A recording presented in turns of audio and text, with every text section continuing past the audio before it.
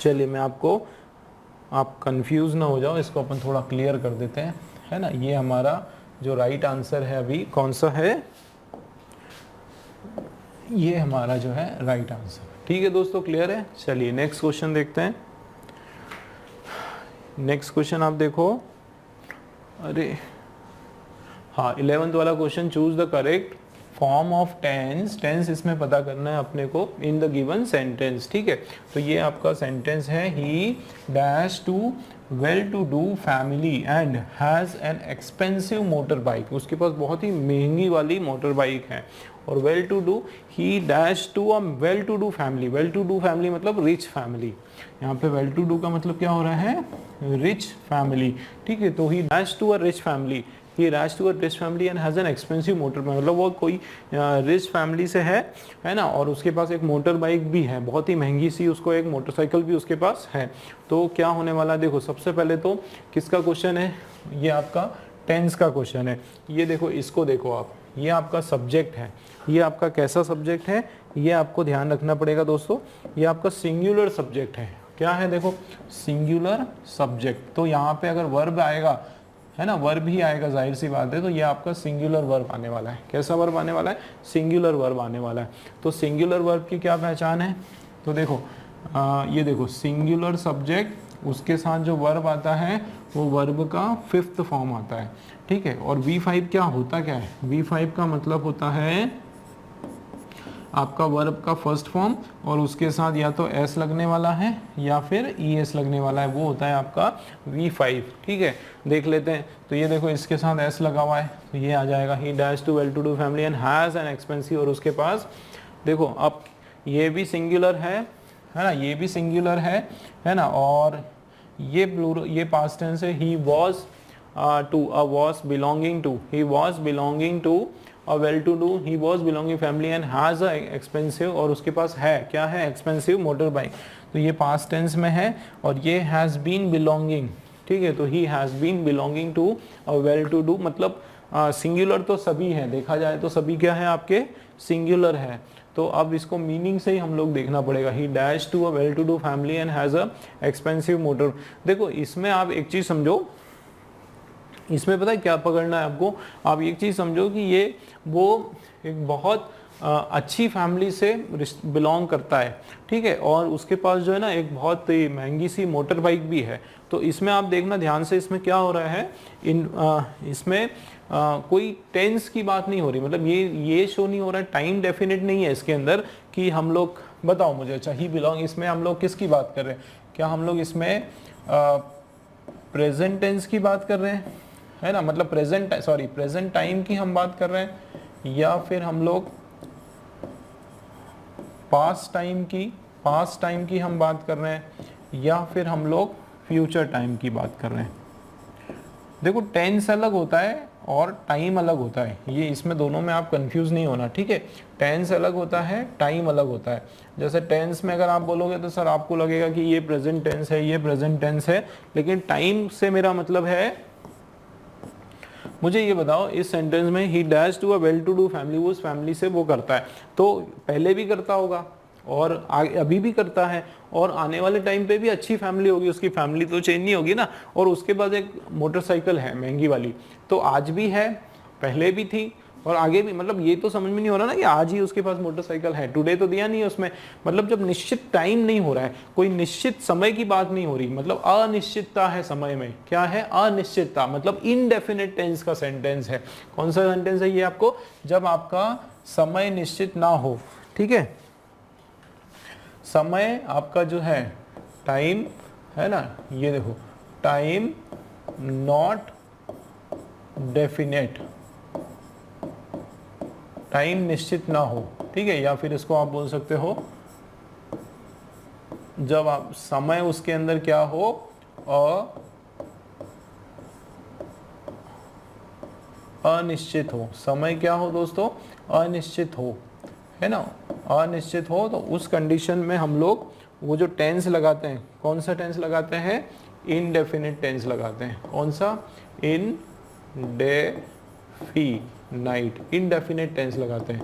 और indefinite tense का formula क्या होता है, इनडेफिनिट टेंस का फॉर्मूला होता है सब्जेक्ट उसके बाद सीधा वर्ब, अगर प्रेजेंट है तो फर्स्ट फॉर्म या फिर 5 फॉर्म, और उसके बाद ऑब्जेक्ट।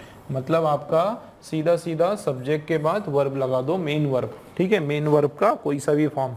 तो ये देखो हेल्पिंग वर्ब यहाँ पे नहीं आएगा, हेल्पिंग वर्ब नहीं आएगा, हेल्पिंग वर्ब नहीं आएगा, क्या आने वाला है, सीधा सब्जेक्ट के बाद अपना मेन वर्ब आने वाला है। तो ये आपका सही आंसर है, ठीक है। क्या हो जाएगा, ही बिलोंग्स, क्या हो जाएगा, he belongs to a well to do family and has an expensive motor bike, है ना, है उसके पास क्या है, मोटर बाइक है, ठीक है। तो जब समय निश्चित ना हो, टाइम एकदम फिक्स पता नहीं चल रहा है कि कौन से आज कल परसों कौन सी बात हो रही है, तो उस कंडीशन में समझ जाओ कि वो आपका इंडेफिनिट का सेंटेंस है, ठीक है। तो ये वाला आपका ए वाला सही है। चलिए 12th वाला आप देखो, choose the correct form of tense from the given sentence, सही टेंस बताना है, ठीक है। अब देखो he dash his PAN card right inside the drawer, है ना, where he dash it, ठीक है। तो he dash his PAN card right inside the drawer, तो वो उसके पैन कार्ड को कुछ कर रहा है, डैश कर रहा है, राइट इनसाइड बिल्कुल ड्रॉवर के अंदर हो रहा है, वेयर ही डैश इट, तो ही इज फाइंडिंग, ठीक है। ही पहला क्या है हमारा, he is finding his pan card, वो अपना पैन कार्ड ढूंढ रहा है ना, कहाँ पे, finding his pan card right inside the drawer where he is kept it, है ना। तो वेयर ही इज केप्ट होता, देखो ध्यान दो, वेयर ही इज केप्ट होता तो ये इट नहीं लगाते, मतलब यहाँ अगर मैं देखूँ, ये देखो ही, ठीक है, और ये डैश और ये इट, इसका स्ट्रक्चर थोड़ा सा अपन स्टडी करते हैं। आप देखो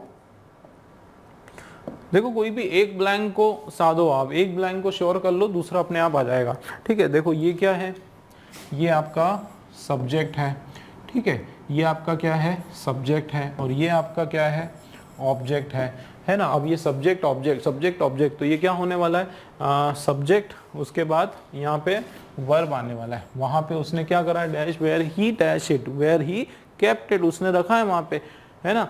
तो वेयर, या तो ये होगा, देखो या तो आपका सीधा वर्ब हो जाएगा, या फिर हेल्पिंग वर्ब होगा, तो जैसे इज आया, है ना, ये एम आया, या फिर आर आया, और ये वर्ब का फर्स्ट फॉर्म, और उसके बाद आईएनजी आएगा इस तरीके से, तो ही इज कीपिंग आईएनजी आएगा। अब आगे देखो आप, where he is kept, verb का थर्ड फॉर्म आ गया, है ना। थर्ड फॉर्म कब लगाते हैं, जब यहाँ पे ये मिसिंग है, तो ये वेयर ही इज केप्टेड, ये तो नहीं होगा, ठीक है। Where he had kept it, where he is kept नहीं होगा, वेयर ही हैड केप्ट, तो ये वर्ब का थर्ड फॉर्म है, तो he dash his PAN card. यहाँ देख लेते हैं, he found his PAN card right inside the drawer, उसको where he had kept it, जो उसको मिला, है ना, उसको मिला उसका PAN card right inside the drawer के अंदर ही मिला, जहां उसने, where he had kept it, जहां उसने उसको रखा था। चलिए मान लेते हैं ये होगा, ठीक है, ये मान लो होगा। आगे देखते हैं,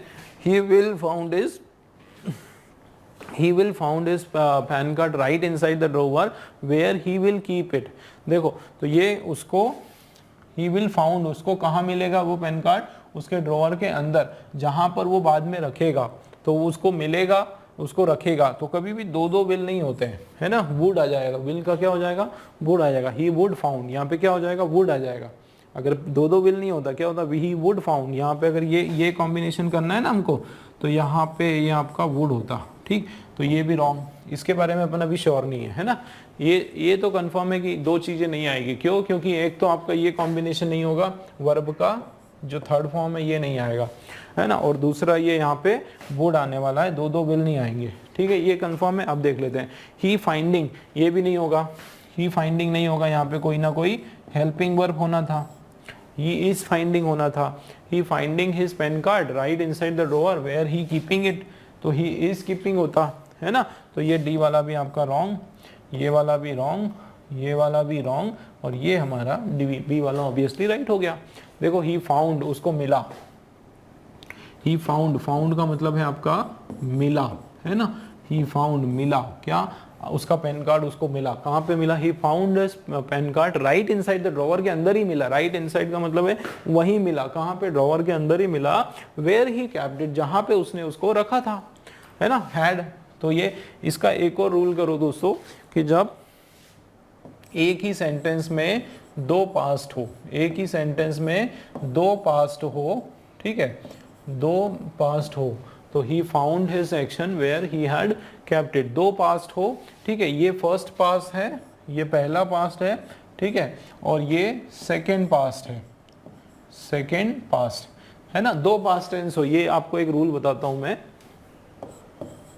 ये आप बिल्कुल याद रख लो कि एक ही सेंटेंस में जब दो पास्ट के आपको क्या हो, पास्ट के एक्शंस हो, पास्ट के वर्ब्स हो, ठीक है, दो पास्ट के वर्ब्स हैं, एक ये भी और एक ये भी,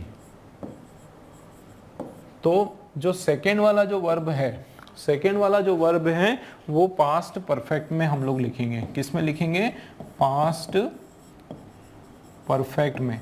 मतलब एक ही सेंटेंस में दो एक्शन हो रहे हैं, एक सेंटेंस में दो दो कार्य हो रहा है और दोनों के दोनों जो है पास्ट टेंस में है। तो जो पहले मतलब जो सबसे पहले, सेकंड का मतलब है जो सबसे पहले हुआ है एक्शन, कौन सा पहले हुआ है, वो एक्शन आपका हमेशा परफेक्ट में होगा, ठीक है। जो सेकंड का मतलब जो सबसे पहले एक्शन हुआ है, ठीक है। इसको हमने उल्टा कर लेते हैं, इसको हम लोग, आप लोग फिर ये कंफ्यूज हो जाओगे, ये पास्ट का, इसको मैं लिख देता हूँ, इसको हम लोग ऐसे लिख देते हैं, एक्शन सेकंड, मतलब ये दूसरे सेकंड हुआ और ये आपका है एक्शन फर्स्ट। तो जो पहले जो भी एक्शन हुआ, दोनों में से जो भी एक्शन पहले हुआ वो हमेशा पास्ट परफेक्ट में होगा। जैसे इसको देखो, ही, अगर जैसे यहाँ पे है ही फाउंड, ये लिख दिया मैंने, ही फाउंड, है ना, he found his pan card right inside the drawer where he had kept, ये आ गया। तो दो दो एक्शन है, एक तो आपका फाउंड है, ठीक है ना, एक तो फाउंड का एक्शन है और दूसरा जो है आपका कौन सा एक्शन है, केप्ट का एक्शन है। अब मुझे आप एक चीज बताओ, अगर इसको हिंदी में थोड़ा सा करेंगे तो उसको मिला उसका पैन कार्ड वहीं पर मिला जहां पे उसने रखा था। तो मुझे ये बताओ, पहले उसने क्या किया था, पहले उसको पैन कार्ड मिला या पहले उसने पैन कार्ड रखा? भाई सीधी सी बात है ना, पहले उसने क्या करा, पैन कार्ड को रखा होगा कभी पीछे और उसके बाद फिर वापस ढूंढने गया तो उसको मिला। इसका क्या मतलब है कि जो पहला वाला जो एक्शन है, जो रखने का जो एक्शन है, वो पास्ट परफेक्ट में होगा। क्लियर हो रही है बात, है ना। जैसे है ना, जैसे इसी में आप देख लो ना कि पहला वाला एक्शन क्या है, जो आपने इसमें पहला एक्शन तो क्या है, उसको जहां पे उसने रखा था, तो वो हमेशा पास्ट परफेक्ट में होता है। बस ये याद रख लो आप लोग कि दो एक्शन में से जो सबसे पहले जो काम उसने करा वो पास्ट परफेक्ट में और सेकेंड वाला आपका पास्ट में, ठीक है। क्लियर है? चलिए, तो ये वाला हमारा जो है दोस्तों, ये वाला हमारा राइट है, बी वाला हमारा राइट है। लेट्स सी नेक्स्ट क्वेश्चन, देखो आप 13 वाला, चूज द करेक्ट, है ना, correct form of the verb that is in agreement with the subject. तो ये आपका वापस से कौन सा क्वेश्चन आ गया, सब्जेक्ट, है ना, वर्ब एग्रीमेंट का क्वेश्चन है ये आपका, सब्जेक्ट वर्ब एग्रीमेंट, ठीक है। क्या है देखो, एनीज डायरी, किसकी डायरी, ध्यान देना, एनी की डायरी। तो ये आपका सिंगुलर सब्जेक्ट है। कैसा सब्जेक्ट है? सिंगुलर सब्जेक्ट है, क्योंकि एनी की डायरी की बात हो रही है। Dash on her 13 birthday, dash on उसके 13वें बर्थडे पर मिला, है ना। कब मिला देखो, जून 12 1942, एंड आ गया इसमें, dash shortly after her 15th and dash shortly after her 15। तो देखो एनीज डायरी डैश ऑन, अब देखो यहाँ पर आपका सिंगुलर सब्जेक्ट है, यह सिंगुलर नाउन है आपका, तो यहाँ पे जो वर्ब आएगा वो कौन सा आएगा, सिंगुलर वर्ब आएगा। देख लेते हैं, तो ये बिगिन, देखो एस नहीं लिखा है, ये प्लूरल है, ये क्या है, प्लूरल है, ये नहीं आएगा, ठीक है। बिगिन्स ये आ सकता है, ठीक है। इस बिगिनिंग आईएनजी ये भी आ सकता है। बिगिन जो है ये वर्ब का सेकेंड फॉर्म है V2, तो ये भी हमारा आ सकता है, देख लेते हैं। लेकिन फर्स्ट वाला तो हमारा आएगा नहीं। अब हम लोग दूसरा देख लेते हैं, एंड। तो ये देखो, Annie's diary dash on her 13, मतलब उसके 13 बर्थडे पे शुरू हो रही है, बिगिन की बात हो रही है, और उसके शॉर्टली आफ्टर 15 के जस्ट बाद में वो खत्म हो रही, फिनिश हो रही है। तो बर्थडे देखो, तो Annie's diary dash on her 13 birthday, इतने बर्थडे पे उसको खत्म जून को, एंड डैश ऑन हर, ठीक है। तो अनीस बर्थडे बिगिन, ये देखते हैं हम लोग। तो अनीस डायरी बिगिन्स, शुरू होती है ऑन हर 13th बर्थडे पे शुरू होती है 19, and shortly, and ends shortly on her 15th birthday. अब पुरानी कोई is beginning at her and is ending at her 15, began at her and was ending and was shortly ending after 15। तो दोस्तों कभी भी याद रखना, इस तरह की कोई बात हो जिसमें कंटिन्यूटी की बात हो रही है ना, जिसमें कोई कंटिन्यूटी के सेंस की बात हो रही है ना, कंटिन्यूटी की जब हम बात करते हैं तो उस केस में हम लोग क्या डालते हैं, इनडेफिनिट सेंटेंस, है ना, इनडेफिनाइट, की शुरू होती है कब, उसके 13वें जन्मदिन पर, उसके 13वें जन्मदिन पर शुरू होती है और ख़त्म होती है कब, उसके 15th के पहले या उसके बाद में, है ना। तो अनिश्चित समय की बात हो रही है, एकदम निश्चित समय की उसमें बात यहाँ पे निश्चित हो रही, तो यहाँ पर अनिश्चित समय की उसमें बात हो रही है, ठीक है। तो यहाँ पे जो है ये वाला आपका करेक्ट हो जाएगा, ठीक है। क्योंकि एक चीज़ और आप ध्यान दो कि यहाँ पे डायरी की बात हो रही है, सिंगुलर सब्जेक्ट है तो वर्ब आपका क्या होगा, सिंगुलर वर्ब होगा, ठीक है। तो यहाँ पे भी इसी की बात हो रही है, डायरी की बात हो रही है, तो यहाँ बिगिंस हो गया, यहाँ पे उसका एंड्स हो गया। तो ये आपका बी वाला ऑप्शन जो है एकदम करेक्ट है। चलिए नेक्स्ट क्वेश्चन देखिए, choose the word that is opposite, है ना, अपोजिट वर्ड अपने को ढूंढना है in the meaning highlighted below. इसका अपोजिट, अब इसमें एक हाईलाइटेड वर्ड है, मैं बता देता हूँ कौन सा है आपका वर्ड हाईलाइटेड। ये वाला जो वर्ड है आपका हाईलाइटेड है, that school is known to excel in sports. तो हाँ ये हो गया, ये जो वर्ड है आपका हाईलाइटेड वर्ड है। चलिए अब तो that school is known to excel in sport, तो ये जो स्कूल है कौन सा, वो वाला जो स्कूल है वो किसके लिए जाना जाता है, एक्सेल एट स्पोर्ट। एक्सेल का मतलब होता है हमेशा प्रोग्रेसिव, है ना, एक्सेल का मतलब होता है हमेशा प्रोग्रेसिव, प्रोग्रेसिव स्पोर्ट्स, स्पोर्ट्स में हमेशा अच्छा, गुड, मतलब कौन सी बात हो रही है, किसी पॉजिटिव क्वालिटी की बात हो रही है। किसकी बात हो रही है दोस्तों, पॉजिटिव क्वालिटी की। आपको जो है इसका अपोजिट ढूंढना है, मतलब आपको नेगेटिव क्वालिटी चाहिए। जो भी पॉजिटिव क्वालिटी का है, पॉजिटिव वर्ड है, वो वाला सारा कैंसिल कर दोगे। एक्सीड करना, एक्सीड करना मतलब आगे हो जाना, ठीक है। एक्सीड करना मतलब किसी से आगे हो जाना, आगे निकल जाना, ठीक है। तो एक्सीड आगे निकल जाना आपका पॉजिटिव सेंस का वर्ड है, ये नहीं आएगा, है ना, ये तो उसका पर्यायवाची हो जाएगा, हमको इसका विलोम चाहिए, है ना। बीट, बीट मतलब उसको हरा देना, ठीक है। एक्सेल, बीट एट स्पोर्ट्स, तो beat, beat is known to beat at sport, तो that school is known to beat, वो टू बीट, बीट करता है, ठीक है, एट स्पोर्ट्स, स्पोर्ट्स पर बीट करता है। तो बीट इन स्पोर्ट्स हो सकता था, लेकिन एट स्पोर्ट्स है, तो ये तो आपका यहाँ पे मीनिंग में ही नहीं आ रहा है, ठीक है। तो देखो this that school is known to fail at school, तो ये फेल आपका जो है, बीट भी वैसे आपका नेगेटिव सेंस का है, ठीक है, ये फेल भी आपका नेगेटिव सेंस का है। और शाइन, शाइन मतलब चमकना, बिखेरना, है ना, आपकी मतलब एक तरह चकाचौंध हो जाना, तो ये भी आपका पॉजिटिव सेंस का वर्ड है। तो पॉजिटिव का हमको चाहिए ही नहीं, ये दोनों कैंसिल, ये दोनों नेगेटिव का है। तो यहाँ पे बीट आपका देखो मीनिंग में नहीं आ रहा, beat at, beat in sports हो सकता था, है ना, एट, बीट एट नहीं होता है, फेल एट हो सकता है, ठीक है। और फेल इसका एक्सेल का अपोजिट भी है, मतलब सी वाला हमारा राइट आंसर है, ठीक है, क्लियर है। चलिए नेक्स्ट देखो 15 वाला, choose the appropriate preposition for the given sentence, ठीक है। तो our lives have been completely changed dash the invention dash the telephone, कि हमारा जो जीवन है वो हैव बीन, है ना, तो have been completely changed, have been change, ये पैसिव का आपका सेंटेंस है, have been completely changed dash the invention और डैश द टेलीफोन, ये प्रीपोजिशन अपने को देखना है। तो देखो हमारा जो जीवन है वो पूरी तरीके से बदल गया, ठीक है, किससे, द इन्वेंशन।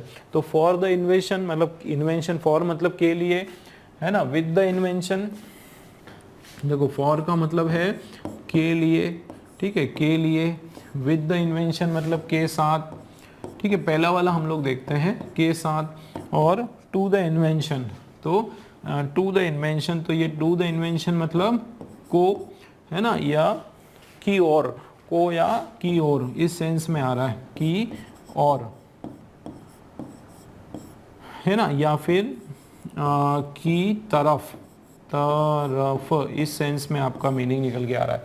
और फ्रॉम, फ्रॉम द इन्वेंशन, तो फ्रॉम मतलब से, है ना, फ्रॉम मतलब से, तो our life have been completely changed for the invention.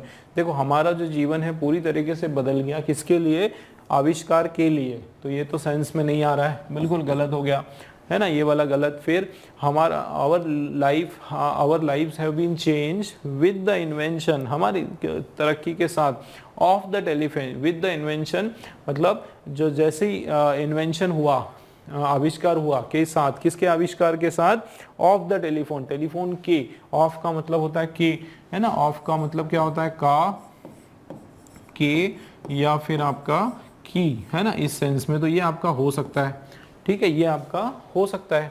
अब हमारा ये देख लेते हैं, ये वाला सी वाला होगा कि नहीं, our lives have been completely change to the invention, तो की और हमारा जो जीवन है पूरी तरीके से चेंज हो गया इन्वेंशन को, इन्वेंशन की ओर, ठीक है। तो ये तो गलत हो गया आपका, तो ये सी वाला रॉन्ग, ए वाला आपका रॉन्ग दोस्तों। बचा क्या, फ्रॉम देख लेते हैं, our lives have been completely change from the invention, invention से हमारा जो जीवन है उस तरह की, उस आविष्कार से पूरी तरह से चेंज हो गया, ऑफ टेलीफोन। तो आविष्कार से चेंज नहीं हुआ, आविष्कार के साथ चेंज हुआ, कि जैसे जैसे आविष्कार होने लगा टेलीफोन का, उसके साथ साथ जो है हमारा जीवन चेंज होने लगा। तो ये हमारा बी वाला राइट है दोस्तों, ठीक है, क्लियर है। चलिए नेक्स्ट क्वेश्चन आप देखो 16th वाला, choose the option with the appropriate punctuation. Punctuation marks आप लोगों को लगाना है, inserted in the given sentence. देखो मिल्टन, ये मिल्टन आपका कोई भी प्रॉपर नाउन है, ठीक है। तो Milton is Milton one of the greatest English poet was, अच्छा मिल्टन वन ऑफ, देखो क्या लिखा है मिल्टन, ये मिल्टन किसी का नाम है, ठीक है। उसके बाद देखो कुछ बात हो रही है, one of the greatest English poet was blind. एक जो मिल्टन कौन था, एक ग्रेटेस्ट इंग्लिश पोएट था, वो क्या है, वो ब्लाइंड है। तो देखो एक चीज तो समझ में आ रही है कि मिल्टन वन ऑफ दी, तो ये मिल्टन वन तो आ नहीं रहा है, मतलब इसके बीच में अपन कहीं ना कहीं स्टॉपेज लेंगे, कॉमा आने वाला है, क्या आने वाला है उसके बाद, कॉमा हम लोग लगाने वाले हैं, ठीक है। तो ये हो जाएगा मिल्टन वन, मिल्टन, उसके बाद कॉमा, कॉमा आने वाला है, बस आप ये चीज समझो। तो कॉमा वाले ढूंढो, देखो यहाँ पे कॉमा है क्या, नहीं है तो नहीं आएगा, यहाँ पे कॉमा है क्या, नहीं है तो नहीं आएगा, इतना आसानी से क्रॉस आउट कर सकते हैं। अब यहाँ पे कॉमा है, हाँ है, यहाँ पे है, इन दोनों में से कोई एक आएगा। अब देख लेते हैं, तो one of the greatest English poet was blind, तो अब इसको देख लेते हैं। तो देखो Milton one of the greatest, Milton one of the greatest English poets was blind. तो अगर मैं यहाँ पे कॉमा लगाता हूँ, मतलब मैंने सेंटेंस को तोड़ दिया। तो अब ये मेरा एक कहने का मतलब है कि मिल्टन एक सबसे महान, ठीक, ये एक बात हो गई। दूसरी बात देखो, इंग्लिश पोएट वॉज ब्लाइंड, जो अंग्रेज जो पोएट है, कवि है, वो अंधा है। तो देखो मिल्टन सबसे महान, ये अलग सेंटेंस, और अंग्रेज पोएट जो है वो अंधा है, तो ये तो दोनों अलग अलग सेंटेंस हो गए। तो ये यहाँ पे अलग सेंटेंस की बात ही नहीं हो रही, यहाँ पे इसी मिल्टन की बात हो रही जो कि सबसे महान इंग्लिश वाला पोएट है, ठीक है। मतलब यहाँ पे कॉमा की जरूरत नहीं है, तो ये भी रॉन्ग, मतलब हमारा डी वाला राइट हो गया दोस्तों। Milton one of the greatest English poet, जो सबसे ग्रेटेस्ट इंग्लिश पोएट है, वॉज ब्लाइंड, क्या बोलेंगे, वो ब्लाइंड है। कि मिल्टन जो कि, देखो इसको ऐसे सेंस आएगा, मिल्टन जो कि सबसे महान अंग्रेज कवि है, वो अंधा है, ठीक है, वॉज ब्लाइंड, ठीक, क्लियर, डी वाला हमारा राइट हो गया। फिर आप देखो next, choose the appropriate article for the given sentence, इसके लिए देखना है। तो देखो न्यू, ये dash, new carpet was lead out in dash drawing room today. तो आर्टिकल ढूंढना है हमको, तो डैश न्यू कारपेट, है ना, न्यू कारपेट, नई कारपेट की बात हो रही है, ठीक है। एक नई कारपेट जो है, एक नई कारपेट, एक के सेंस में यहाँ बात हो रही है। तो चलिए हम लोग देख लेते हैं। देखो एन लिखा हुआ है, मतलब आपका या तो ए आएगा या फिर द आने वाला है, ठीक है। दूसरा क्या, new carpet was laid in and out, laid out in drawing room today, है ना, ड्राइंग रूम टुडे। तो ये आपका या तो ए आएगा या फिर द आएगा। देख लेते हैं कोई एन वाला है क्या, दोनों ही जगह ए और द आएगा। ये एन वाला ये नहीं आएगा, क्रॉस हो गया, ठीक है ना। अब आप देखो, a new carpet was laid out, है ना, laid out by in the drawing room today, तो इन द ड्राइंग रूम। अब देखो दोस्तों, ये ड्राइंग रूम जो है, अगर मैं लिखता अ ड्राइंग रूम टुडे, न्यू, मान लो दोनों जगह लिखते हैं अपन, यहाँ लिखते हैं कि अच्छा एन और भी है ना, एन ये भी है देखो, तो ये भी नहीं है, अरे ये तो बहुत ईजी है, देखो एन तो दोनों जगह नहीं आएगा, ये तो बिल्कुल बनी बात है, ठीक है। देखो ये क्या है, एन दिया हुआ है तो अ और द में से कुछ आएगा, तो कितना बढ़िया ट्रिक है ये, तो इसमें तो कुछ दिमाग ही नहीं लगाना है, जिस तरीके से इसमें ऑप्शन दिए है। देखो कैसे भाई, यहाँ पे एन दिया है ना, तो या तो आ आएगा या फिर द आएगा। यहाँ पे देखो डी दिया है, तो या तो आ आएगा या फिर द आएगा। तो यहाँ पे एन नहीं आएगा, एन दिया है, एन नहीं आएगा, एन दिया है, यहाँ पे एन दिया नहीं आएगा, खत्म, ये हो गया हमारा आंसर। ये तो बहुत ईजी है। देखो क्या हो गया, अ न्यू कारपेट, एक नया, है ना। जैसे जब भी एक का सेंस आता है ना, आप थोड़ा सा कोशिश किया करो कि एक की बात हो रही है क्या, वहां पे एक नया कारपेट बोलते हैं ना, एक नया कारपेट जो है वो बिछाया गया, कहाँ पे, ड्राइंग रूम में। तो किसके ड्राइंग रूम में, तो वो निश्चित ड्राइंग रूम की बात हो रही है कि हाँ उसी ड्राइंग रूम में, मेरे ड्राइंग रूम में, या जो भी बिछा रहा है उसी के ड्राइंग रूम में, कोई दूसरे दुनिया के किसी के ड्राइंग रूम की बात नहीं हो रही है, किसी स्पेसिफिक ड्राइंग रूम की बात हो रही है। तो द आना है यहाँ पे, क्या आना है यहाँ पे, द आना है। और यहाँ पे एक कारपेट बिखा, एक नया कारपेट, तो यहाँ पे ए का सेंस है, ठीक है, क्लियर है। तो ये आपका बी वाला करेक्ट है। और वैसे ही आपका जो ऑप्शन है एन के कारण तीनों कट हो गए। चलिए नेक्स्ट क्वेश्चन देखो, complete the sentence choosing the correct prefix. पहले वाला प्रीफिक्स लगाना है जो वर्ड के, ये जो वर्ड है उसके पहले आता है, तो ये आपको थोड़ा सा याद रखना है।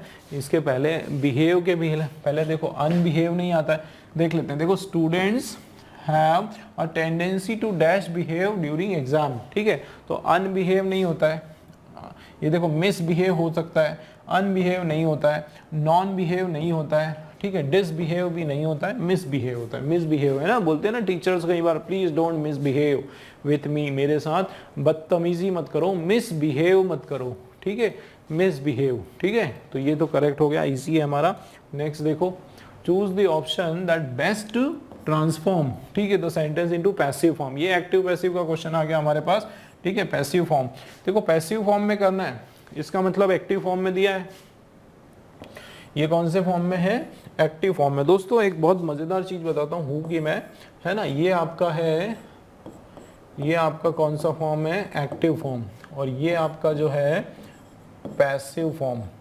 एक बात बिल्कुल दिमाग में रखो, याद कर लो, कभी भी यहाँ पे एक्टिव फॉर्म में हु वर्ड आया, ठीक है, कभी भी याद रखो एक्टिव में हु वर्ड आया तो आप पैसिव फॉर्म में शुरुआत करोगे बाय हुम से। किससे शुरुआत करोगे, बाय हुम से। बस ये बिल्कुल दिमाग में याद रख लो, कभी भी हु आया, याद रखना, कभी भी हु आया एक्टिव में तो पैसिव में उसकी शुरुआत होगी बाय हुम से। देखो बाय हुम से कौन कौन से शुरू हो रहा है, देखो बाय हुम से ये शुरू नहीं हो रहा है, ये खत्म, ये शुरू नहीं हो रहा है, ये खत्म, ये शुरू हो रहा है, ये भी शुरू हो रहा है, तो ये भी हो सकता है और ये भी हो सकता है। अब देख लेते हैं कि दोनों में से हमारा कौन सा सही निकलेगा। तो देखो बाय हुम, अब देख लेते हैं, अब थोड़ा सा स्ट्रक्चर देख लेते हैं। तो देखो यहाँ क्या दिया है, हु ब्रोक द ग्लास, तो ये हु को तो छोड़ दो, ये हो गया ब्रोक वर्ब का सेकेंड फॉर्म, और ये द ग्लास पेन ये आपका जो है, आपका क्या है, आपका ऑब्जेक्ट है, ठीक है। तो अगर मैंने लिखा, देखो इसका मैं फॉर्मूला लिख देता हूँ, हु, ठीक है, प्लस वर्ब का सेकेंड फॉर्म, ठीक है, उसके बाद प्लस ये हमने लिख दिया ऑब्जेक्ट। तो इधर क्या लिखेंगे, ये हो गया आपका बाय हुम, क्या हो गया दोस्तों, बाय हुम, ठीक है। अब बाय हुम, उसके बाद फॉर्मूले की अगर मैं बात करूं तो पहले ऑब्जेक्ट, ऑब्जेक्ट से बाय हुम, नहीं ऑब्जेक्ट नहीं होगा, सॉरी, हेल्पिंग वर्ब से शुरुआत होगी। किससे शुरुआत होगी, हेल्पिंग वर्ब से शुरुआत होगी। तो आप देखो कि ये आपका हेल्पिंग वर्ब या ऑक्सिलरी वर्ब लग गया, ठीक है। उसके बाद आपका वर्ब का थर्ड फॉर्म लग गया, ठीक है, बाय हुम द डैश, है ना, बाय हुम वाज द, नहीं इसमें एक और गड़बड़ हो गई, इसमें आपका पहले हेल्पिंग वर्ब आ गया, उसके बाद आपका जो है दोस्तों आपका ऑब्जेक्ट आ जाएगा, क्या आ जाएगा, ऑब्जेक्ट आएगा, और उसके बाद जो है आपका मेन वर्ब का कौन सा फॉर्म, तीसरा फॉर्म। ये स्ट्रक्चर बिल्कुल याद रख लो, ठीक है, मेन वर्ब का तीसरा फॉर्म। तो देखो बाय हुम, है ना, बाय हुम ये आपका हो गया द ग्लास पेन, नहीं बाय हुम ये हो गया बाय हुम, फिर ये हो गया आपका, अब देखो ये ब्रोक वर्ब का सेकेंड फॉर्म है, तो इधर जो हेल्पिंग वर्ब है ना वो भी आपका सेकेंड फॉर्म ही होगा, मतलब क्या हो जाएगा, बाय whom, फिर ये was ही आएगा यहाँ पे, है ना, was, है ना, was the, किसकी बात हो रही है, ग्लास पैन की, तो was the ग्लास पैन, ठीक है, ग्लास पैन ब्रोकन, ब्रोक का थर्ड फॉर्म क्या हो जाएगा, ब्रोकन। देखो कौन सा आ रहा है, तो ये वाला हमारा दिया है by whom was the glass pane broken, और यहाँ पे प्रश्न भी आएगा, ठीक है, क्वेश्चन भाई क्वेश्चन पूछ रहे हैं ना, तो प्रश्न भी आएगा, तो ये हमारा करेक्ट है सी वाला। फोर्थ देख लेते हैं, by whom was the glass pane being broken, तो ये पता है बीइंग कब आता, देखो बीइंग का एक सबसे बढ़िया बताता हूँ, यहाँ पे बीइंग में क्या दिया है, देखो ing, ठीक है, तो अगर यहाँ पे होता वो हु यहाँ पे होता who was breaking the glass pane, तो हम लोग लगाते बीइंग, याद रखना। यहाँ पे अगर क्या होता हु वॉज ब्रेकिंग, ये बीइंग का मतलब क्या होता है, ये कंटिन्यूस टेंस, बीइंग का कौन सा सेंस आ रहा है, कंटिन्यूस टेंस की बात हो रही, तो यहाँ पे कोई भी ing वाला शब्द है क्या, ing का शब्द नहीं है, तो यहाँ बीइंग नहीं लगेगा, बीइंग हमेशा ing वाले में आता है, बस इतना याद रखो, तो सी वाला अपना जो है राइट आंसर है, ठीक है दोस्तों।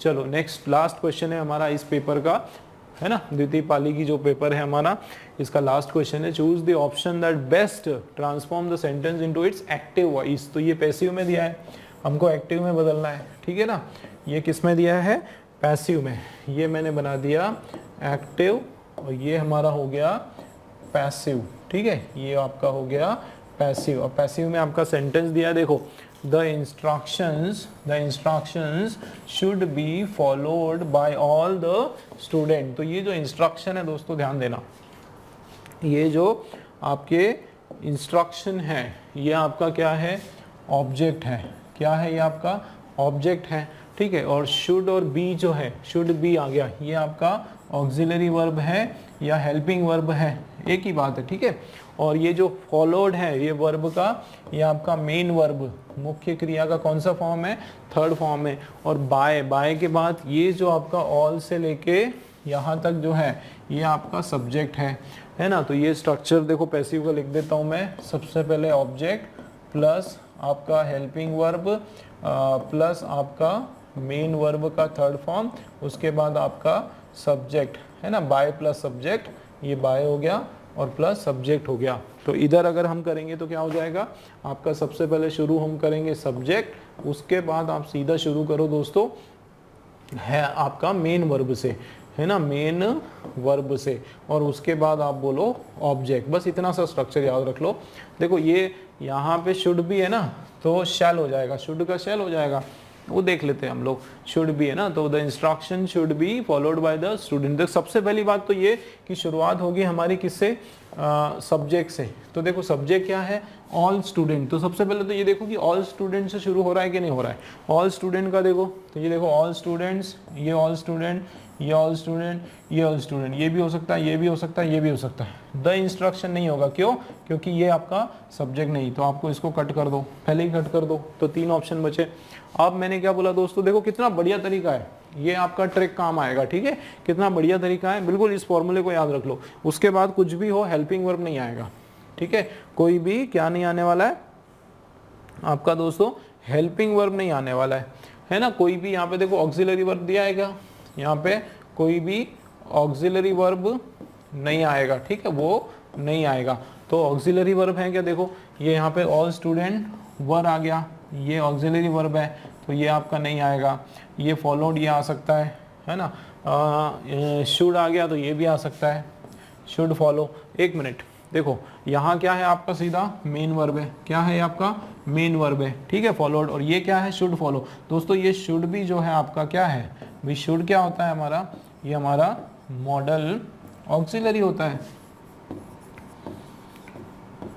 ये हमारा मॉडल ऑक्सिलरी होता है, जो कि एक प्रकार का आपका हेल्पिंग वर्ब है भाई, एक प्रकार का आपका हेल्पिंग या फिर ऑक्सिलरी वर्ब है, तो ये शुड आपका नहीं आएगा, ठीक है, क्यों, देखो फॉर्मूला देखो, सीधा आपका हेल्पिंग वर्ब लगाना ही नहीं है, नहीं लगाना है मतलब नहीं लगाना, सीधा आपको मेन वर्ब ही लगाना है बस, तो ये आपका शुड नहीं आएगा, ठीक है, तो ये ऑल स्टूडेंट शुड फॉलो, कभी भी ऐसा नहीं होता, ठीक है। शुड भी आपका मेन वर्ब भी है, तो ये क्या हो जाएगा, ऑल स्टूडेंट्स, क्या बचा हमारे पास, all students followed the instruction, should be followed, है ना। तो all the instruction should be followed by all student, दो ऑल, एक मिनट देख लेते हैं।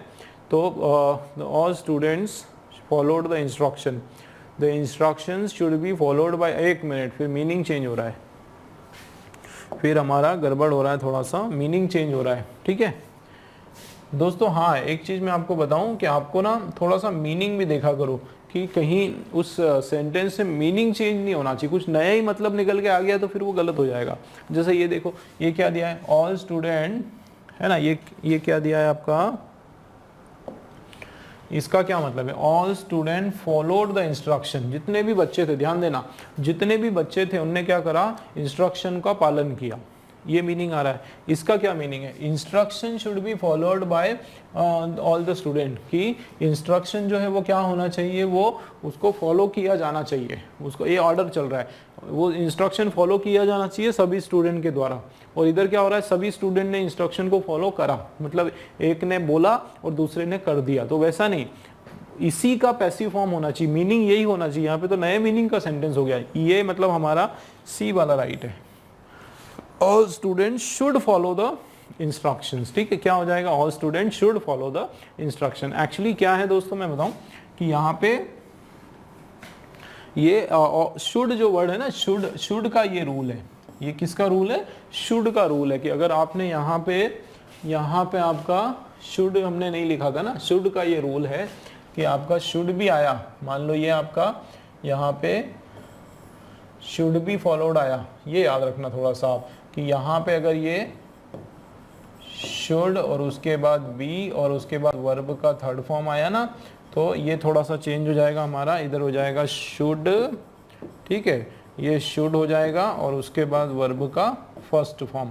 ये केवल शुड का रूल है, किसका रूल है दोस्तों, शुड का रूल है, ये आप लोग थोड़ा सा याद रखना यार, ठीक है। तो ये हमारा सी वाला राइट है, शुड फॉलो, सभी बच्चों को जो है इंस्ट्रक्शंस जो है वो फॉलो किए जाने चाहिए, ठीक है, क्लियर है। तो चलिए 20 क्वेश्चन हम लोगों ने सॉल्व किया इस पेपर के, द्वितीय पाली का हमारा पेपर है। मिलते हैं दोस्तों अगले पेपर के साथ पूरा डिटेल में डिस्कशन के साथ।